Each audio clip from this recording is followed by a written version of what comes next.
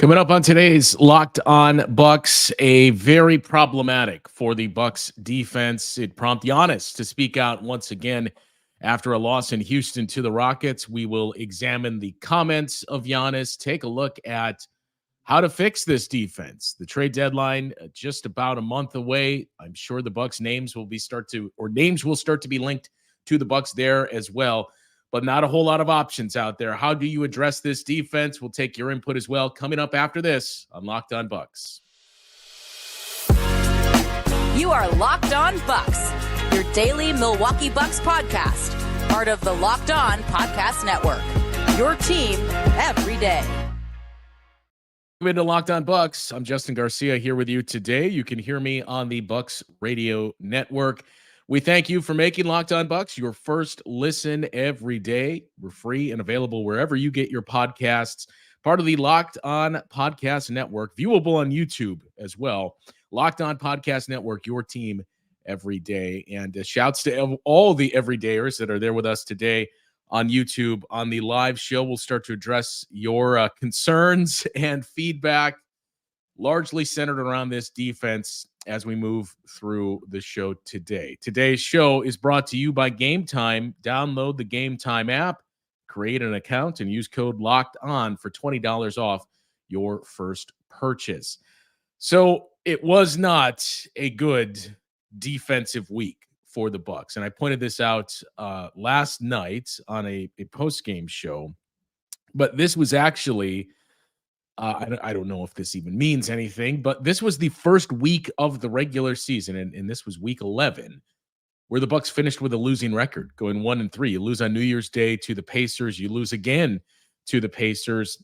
I think there was a game in San Antonio on Thursday that I don't know if it raised a lot of red flags, but there was a lot of, why is this a close game with the San Antonio Spurs? It was a well-played game by the Spurs, an incredible game by Victor Wembanyama, but the margin of victory is not what you were searching for in that matchup. So this all around was a bad week for the Bucks. And I've mentioned quite a few times, January may be their last big opportunity to do something here, because you do have some pockets of difficult stretches of schedule in the month of January, but it is nowhere near what this schedule is going to be once you get into February and especially March. That January is it for the Bucks. This is your chance to continue to peel off some wins, even if they don't look great. They may not be the most aesthetically pleasing wins like we saw in San Antonio, but this is where the schedule presents those opportunities. You looked at this and you thought, well, that should be the case this first week as well. The Pacers have given the Bucks fits all season long. It's not a good matchup for the Bucks. And you drop both of those games. The Spurs game, you win. This Rockets game, they've been a much better team so far this season. Have the Houston Rockets. They haven't been playing well of late, and they were out two relatively big pieces in Dylan Brooks and Tari Eason. So all in all, a very, very disappointing road trip for the Bucks, or week, I should say, with that one game at home on New Year's Day. A disappointing week. And it really all boils down to the defense. We saw Giannis matching shots with Victor Wembanyama. We saw Giannis doing the same thing last night, another 40-plus point game, sixth of the season for Giannis. That's second most in the league. He and Joel Embiid have done it 6 times. Luka Doncic has done it 7. So it's not what is Giannis giving us that's the issue here. It's everything else. And last night, we can point to the offense. It was not great. And there was no consistent second scoring option for the Bucks. It was yet another game where Damian Lillard went through some shooting struggles. He and Chris Middleton, a combined 8 of 25 from the field, is not going to be good enough. 32% shooting and 1 of 13 on threes. When you look up and down the stat sheet, it matched the eye test that Giannis was outstanding and there wasn't much help for him, and certainly no efficiency the rest of the way. We've talked about the bench ad nauseum with all of you in the audience on various shows as well. And, you know, there is one interesting thing we saw last night that I do want to get to in a little bit here about that bench, and could we possibly be seeing a change there? But look, the other part is the Bucks bench was not constructed to be one of the top scoring units in the league. The thought was the starting lineup would be that. And by the numbers, it has been a very good 5-man lineup. But the bench's job is going to be those hustle plays and the attention to detail, as we continue to hear from Adrien Griffin, and just basically maintaining a lead, just like the Bucks bench did early on under Mike Budenholzer. When you think of that 2019-2020 season, when the Bucks were trending towards 70-plus wins, that bench, that's what you would point to as a unit that comes in with the lead and says, we're protecting this lead for you. We'd seen that year after year until towards the end when you started to take some hits on that second unit and the effectiveness wore off. But in its heyday for this Bucks group, and it's a crazy word to use when we're talking about a 5.5-year sample here, but at their peak, that's what the bench did. They did not surrender leads. They made those little plays. They gave you those hustle points in the stat sheet. And that's what you're not getting from this unit right now. You're not only not getting scoring, you're not getting any lead protection or any of those other things that we mentioned. And you got to do one of the two as a second unit in this league. The bench, though, is not the overall issue. It is an issue. It is not the issue. And that issue continues to be the defense. Quite a few comments already that are starting to roll in here. I do want to get to each of these because we promised that this show today, the live show, is for you guys to share your feedback and what's on your mind. So I do want to get to all of these comments throughout the course of the show. But I also want to mention what Giannis had to say, because we've heard quite a few times from Giannis already this season. Whenever things really start to bubble up, we've heard Giannis being very candid with Eric Name and Jim Owczarski in post games. And the same occurred last night after that loss to the Houston Rockets. Eric Name asked both Giannis and Chris Middleton in the locker room about the defense and centered in on Giannis, who got very impassioned. And we've seen this a couple of times from Giannis, as I mentioned already this season. But when asked about the defense, Giannis gave a lengthy response that said, offense is going to be there some nights it's not going to be there. And that was certainly the case for the majority of the team last night. Your defense effort, that has to be there. And defensively, our effort was not there. There was no pride. Guys were just driving the ball, straight line drive, getting to the paint, overhelping, shooting threes, offensive rebounds. There was nothing. This was not the Milwaukee Bucks. This is not who we are. The second half, we were better. Third quarter, we were better. Fourth quarter, we were better. We were better. We won both quarters. We went out there and competed. We make it harder pre-switch. We fronted the post, put our hands on the ball, made it tough for them, got every rebound that we could. We made it tough. That's who we are. In the first half, we didn't do that. And it's not good, because right now we're not playing a type of basketball, especially defensively. It's not us. We have to be better in order for us to win. We have to be better. We cannot just rely on our offense, scoring 130 or 140 points every single night. It's not going to work that way. And he repeated, it's not going to work that way.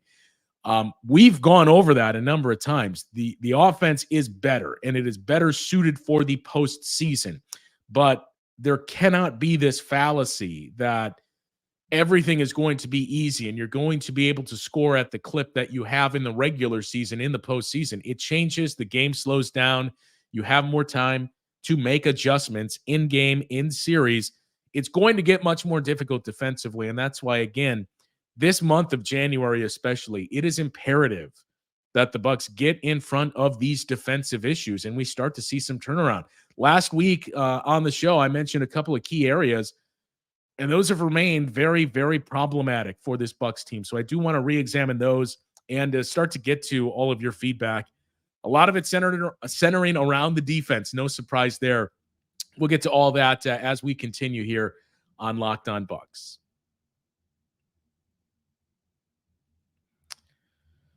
Well, it's time now to talk to you about our friends at GameTime. I've mentioned some of the buying experiences I've had on the secondary ticket market, one in particular where I wish I would have used GameTime.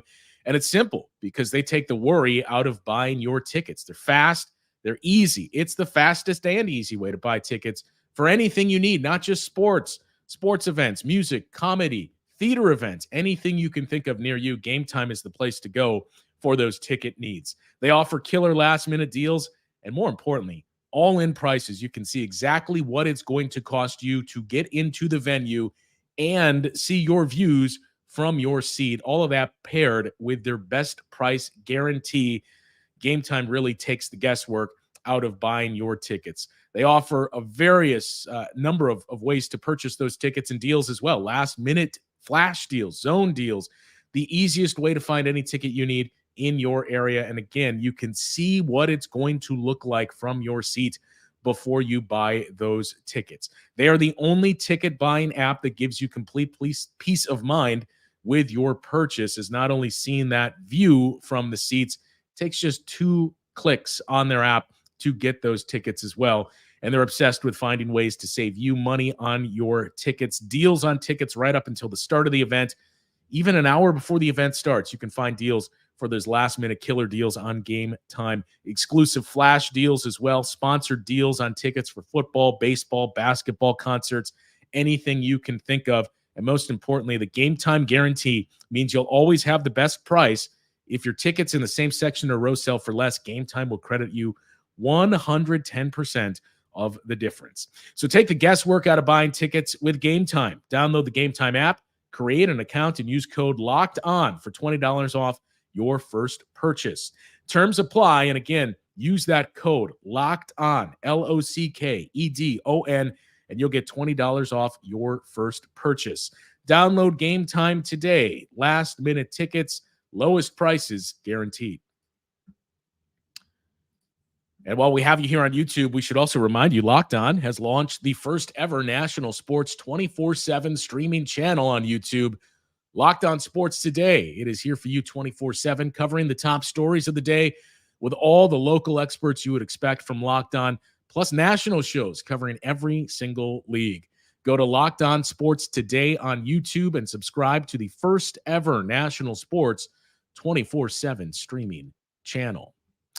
All right, I mentioned we have quite a few comments to start to peel off here, and no surprise, they are centered around the defense. So a lot of calls for film sessions on defense. Can we please watch film session on YouTube? It would solve a lot of our defensive problems. Personnel matters, but the biggest reason why our defense sucks is because everyone is on an island with no help or rotations at all. Random defense, no IQ or strategy. This has really been a constant theme that we've seen come up. Giannis deserves a lot of blame, is tying that to the head coaching hiring here. So look, let's just start with these one by one. And here's another important one to point out from Robbie. No matchup versus a playoff team has been good for the Bucks so far, and I'm assuming he's referring to regular season games that we've had. You'll get another one of those tests coming up on Thursday, a big one with the Boston Celtics, who have been playing much better. The Bucks, especially defensively, have not so far. One of those comments about all of our defenders being on an island, I think a lot of this boils down to maybe having to re-examine, and at this point, it's probably not even maybe, re-examining how we pressure the ball and that end of the defense. And I know Eric Name brought this up to Adrien Griffin last night after the game. I think Griff misunderstood the question and answered that more on the offensive end. But it is something I would like to hear an answer to. And that's this ball pressure. It does not seem to be working. The Bucks, and we went over these numbers earlier this week on the show. We heard the style of this play was going to be ball pressure. We're going to force turnovers. We're going to meet them at the point of attack.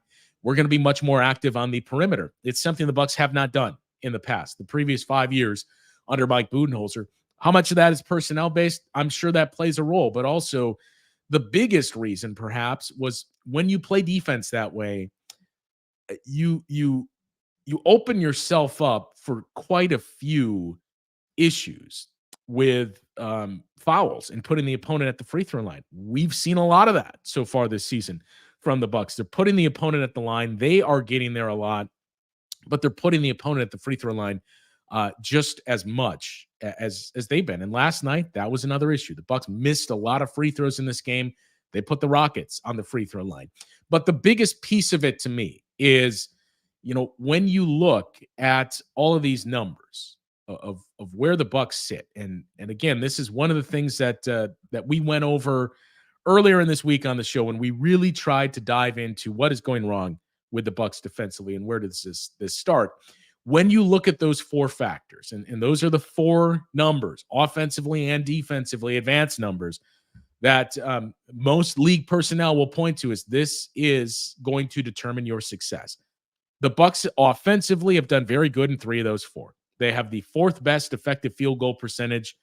They're seventh best in turnover percentage. In other words, percentage of your possessions that end in you turning the ball over. The Bucks have been pretty good in that area of protecting the basketball, despite some of the narratives that are out there. Free throw rate, how often do you get to the line? The Bucks are fourth best there as well.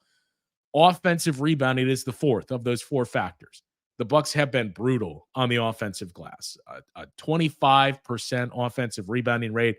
Last night, by the way, up until the final few minutes of the game, the Bucks were trending towards the second worst offensive rebounding performance in the league this season. They finished with a 9% offensive rebounding rate, but for a majority of that game, they had two offensive rebounds. They were trending towards a 5% offensive rebounding rate. That is not going to cut it either. You need to grab some of that low-hanging fruit. And then conversely, on the defensive end, when you look at those same numbers, effective field goal percentage, some of this can be luck adjusted, though we've seen, and Frank has talked about this too, the Bucks haven't necessarily run into a lot of opponent shooting luck this year, for better or worse. The number basically is what it is. And the Bucks are in the top 10 right now in opponent effective field goal percentage, but they're putting the opponent at the free throw line nearly 20% of those possessions. Their turnover rate is last in the league. The Bucks are turning the ball over 13% of their possessions. 12% of opponent possessions are resulting in a turnover. Offensive rebounding rate for the opponent, 27%. The Bucks are at a 25%. They're 2% worse on the offensive glass than they give to their opponent. That's going to hurt your defense as well when they're getting those second chance looks. So they're not getting it done in those areas that we would point to. They've been okay offensively. Defensively, it has not worked for this team. And, I talked about it earlier in the week of maybe it is time to just say, you know what, we're going to crash the offensive glass, because one of the easiest ways to improve our defense and the quickest fix, it's not going to solve everything, but in terms of immediate action here, the best way to start to make some growth may just be crashing the offensive glass and saying, if we maximize our possessions, we have been one of the most efficient offenses in the league. That is clearly our strength. Let's play to our strength. Let's continue to get offensive possessions, and it increases our chance to score, which we're very good at, but it also limits the amount of times that our opponent can get those possessions. We should be valuing possessions, and the Bucks just have not done that with the way that they've played on the floor. But it's not just offensive rebounding. That's been an issue for the Bucks. They've traditionally not emphasized that, and that's part of why the defense has been so good. You get back in transition to avoid those easy baskets. But we've seen, even with doing that, the Bucks right now are still surrendering fast break points at a clip that you cannot sustain and maintain. So if you're going to be porous on that end anyway, you may as well just say, let's see if we can maximize our possessions and crash the offensive glass. But the bigger issues, again, are defensive rebounding. You have to secure those balls. You cannot give second chance possessions to the opponent. Adrien Griffin talked about this not only last night, it's been ad nauseum. We've heard it quite a few times already this season. If you're not going to be the guy that jumps the highest, you have to be assignment sure. You have to have your footwork down. You have to box out. And right now we're seeing none of that. And I think, as I mentioned a number of times, I am never going to come on here or on the radio network or anywhere and question effort from a player. It's something that it may look one way. We just don't know. But when you watched that game last night, it was very clear to see, man, nobody is playing to the level of number 34 out there. When you looked at what Giannis was giving you on both ends of the floor, there was nobody that was matching him on either end. And we've seen that, unfortunately, quite a few times this season, which, again, is a big, big reason why I think we've heard Giannis speak out already quite a few times this season so far. Still a lot of comments to get to here in the chat. We'll continue to address those and take a look at any updates on the timeline for Jae Crowder as well. But a few more things to touch on with this Bucks defense that we will get to coming up after the break.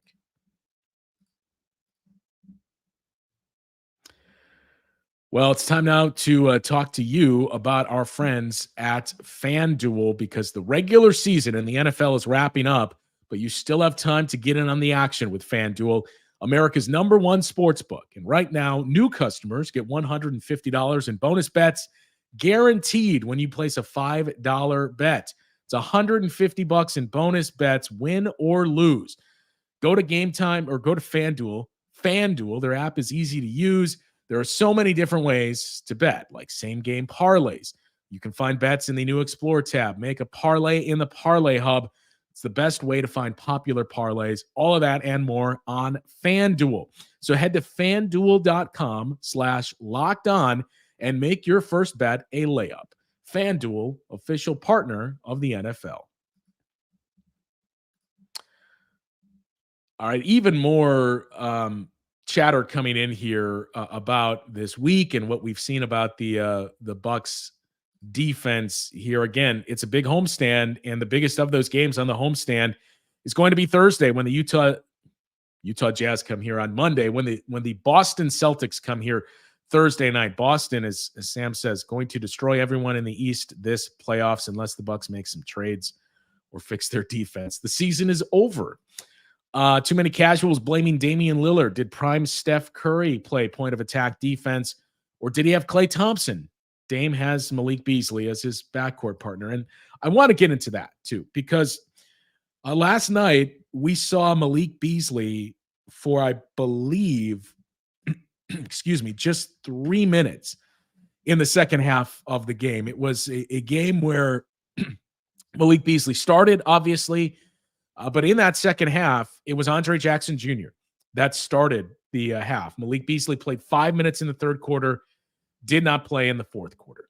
And look, we've gone over this at lengths on this show already this season. I think in many ways, Malik Beasley can be a scapegoat for a lot of Bucks fans. Is he a gifted defender? No. I think the tough part that the Bucks and Adrien Griffin find themselves in right now is it's tough to make a change when it's, I don't want to say not performance-based, but in terms of what you asked Malik Beasley to do, how you asked him to play, he's done all of that and more. He has been shooting the ball incredibly, a 47% three-point shooter. He is putting in the effort defensively. He has done what you've asked of him. He's taken on the toughest defensive assignments. It's not his strength, right? And it's more of an issue of putting him in a position to succeed or not to start this season than it is what Malik is actually giving you. And that's the tough part that the Bucks find themselves in right now, is that, it's not working right now with Damian Lillard and Malik Beasley in the backcourt on the defensive end. It is not working. And everything we talked about earlier about that second unit is not giving you scoring punch, and you need to either protect the lead or score from the bench. And the Bucks have done neither. I think it's easy for all of us to look at that and say, well, Malik Beasley would really help charge that second unit. And it would.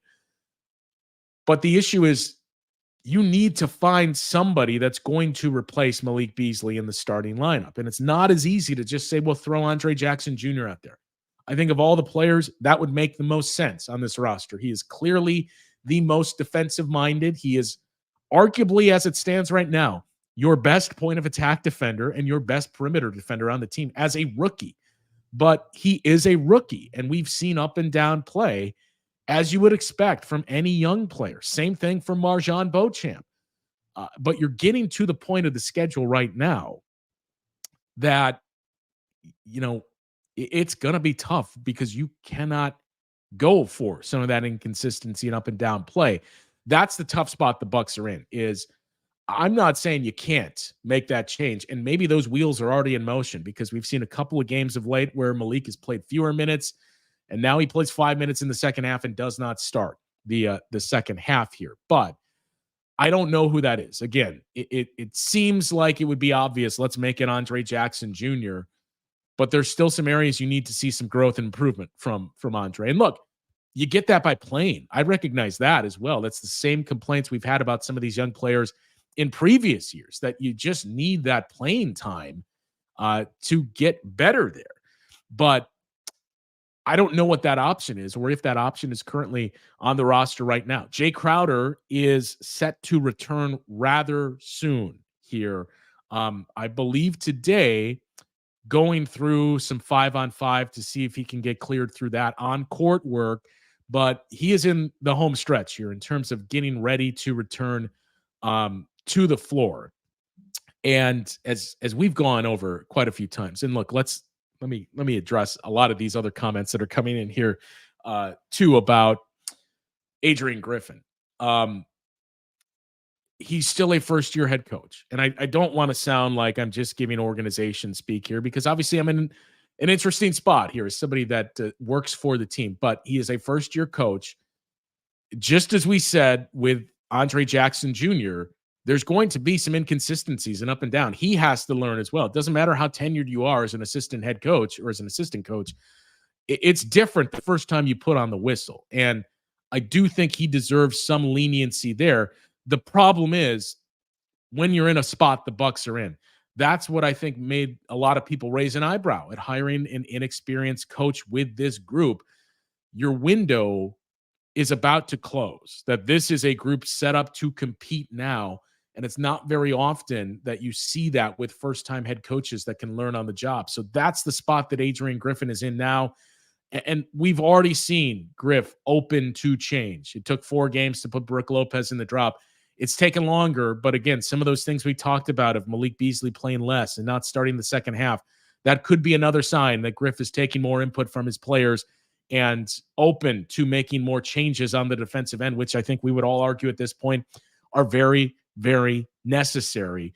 But in terms of Adrien Griffin getting fired, I'm never going to say never, but he's a first-year head coach, and I understand the expectations and the pressure, but this is what you signed up for when you made that change. So the focus should be, how do we continue to improve with this coach, with these players, and focus on the things that are working and improve those and get rid of the things that are not working. So that's the spot the Bucks are in, I think, with the 2 names that are going to come up the most, Malik Beasley and Adrien Griffin here in these coming weeks as we move up to that trade deadline, especially. Jae Crowder is close to a return.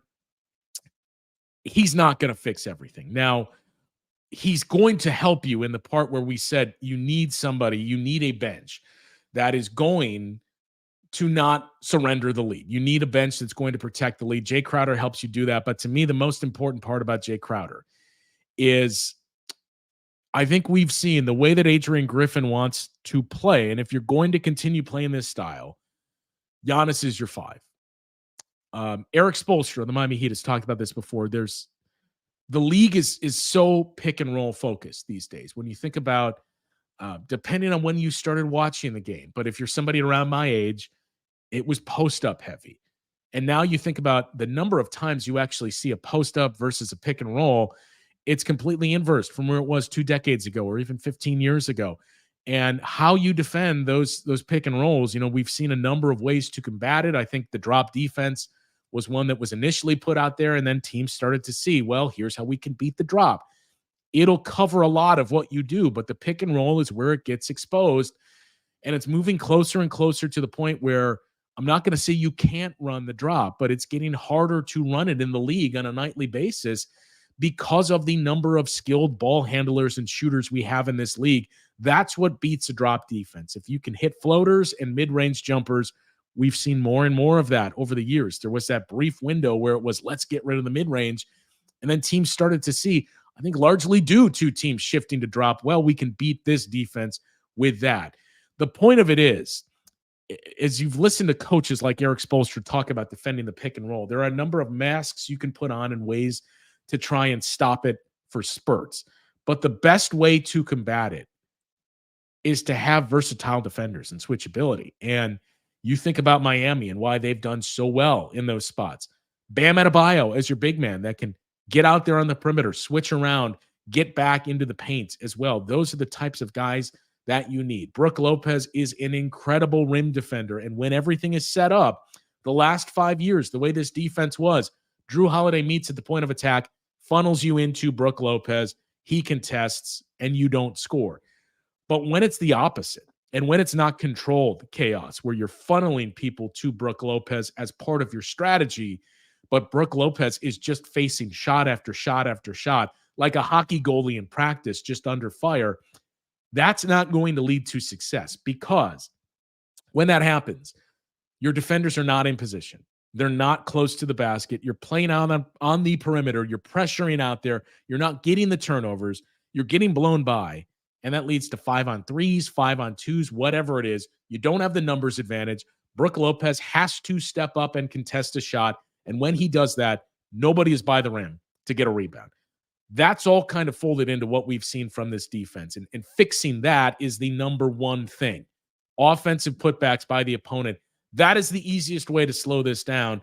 And again, changing your defensive profile and how you attack on the perimeter may be the biggest way to get to that. But you're going to need some versatility and switchability in the postseason, and that's where Giannis at the 5 becomes very important. We've seen those minutes with Bobby Portis. He can give it to you at times. Jae Crowder, and I know it was only 9 games, but Jae Crowder this season, before he went down to the injury, that was your best option. With Jae Crowder playing your small ball 4, Giannis at the 5, those two guys can switch. Jae Crowder held up enough on the perimeter. We had some questions a season ago. He answered a lot of those. So getting Jae Crowder back is going to help on the defensive end, and I do wonder what it means for some of the lineups that we're going to see for this team moving forward when he gets in there. That's going to help. It's not going to solve everything. It's going to come down to comments like these and what Giannis said as well, a lack of effort, and that's getting back in transition. It's getting into the closeouts. It's trusting your teammates. This defense has not been very connected, and that's a big, big issue that we've seen. Sam points out too, playing in gaps and rotating on a string. We haven't seen that this year. That you'll see it in spurts. You don't see it for extended portions of the game, not for 48 minutes certainly. So there is a lot of consternation going on right now. And here's the other one from Robbie. Giannis should be crashing hard on every single shot attempt, and that's kind of the double-edged sword. Is with no Drew Holiday, Giannis, I'm not saying he's taking on all these perimeter assignments. He's not around the basket as much as he used to be because of that. When you had Drew, you could put Giannis in the corner on the least skilled offensive player and say he's our help man, and he's going to come over for those weak side blocks. He can step up into double teams, and he's going to look a lot better defensively than what we've asked of him this season, where he has to take on more challenges. It's not to say Giannis does not want to do that, but that's been the big issue here. And with that being said, it's harder for him to crash on the glass when he's not as close to the basket. And if he does do that, then you're limiting yourself in transition offense opportunities. So it's not just one thing that's going to fix this. This would be a big one. As Temi points out, we should trade for Dorian Finney-Smith. The Bucks are not alone in that. There are going to be a lot of teams interested in Dorian Finney-Smith. This one comes up a lot as well, and I do want to point this out. Brook Lopez averaging 5 rebounds is laughable. And again, it's not what he is there for. And I know it's easy to point to the big man and say, well, he should have at least 10 to 15 rebounds. Brook Lopez's job is boxing out and creating those rebounding opportunities for his opponents. That's why you'll see him tap it out to Giannis, to Damian Lillard, whoever it is, because they want to get the ball in a guard or in Giannis's hands and move down the floor and get in transition. Brook Lopez's job is not necessarily to secure that. It's to do everything in his path to make sure his teammates can secure the rebound. And again, it boils down to some of those blow-bys and putting Brook Lopez under pressure. If you're pulling him away from the rim and he's having to contest shots, it's going to be harder for Brook Lopez to get to those rebounds. So a lot of comments. We're out of time here on the show today. A lot that I have not even gotten to yet. We're going to continue to do this every Sunday morning at 10 a.m. We'll get to your comments as they continue to flow in. Leave your comments on YouTube as well. We'll address the comments on there and get into those comment sections. But look, it's not been pretty for the Bucks defense so far this season. And now is the time where we really need to start to see some turnaround on that defensive end of the floor. Camille and Frank will be back tomorrow night as the Bucks open up a 4-game homestand. The Bucks welcome the Utah Jazz to town. That's not going to be easy. This homestand is not going to be easy either, as you got the Jazz, the Celtics, and then the Kings and the Warriors. And there's a good chance we could see Draymond Green in that Warriors game. So we will get to the recap of the Bucks and the Utah Jazz on the show tomorrow night. Thanks to everybody that tuned in to the live version of the show today and left your comments. We'll address those as we get through the rest of them. It will get better. It better get better, I should say, but we'll get through it day by day here on Locked On Bucks. Talk to you next time.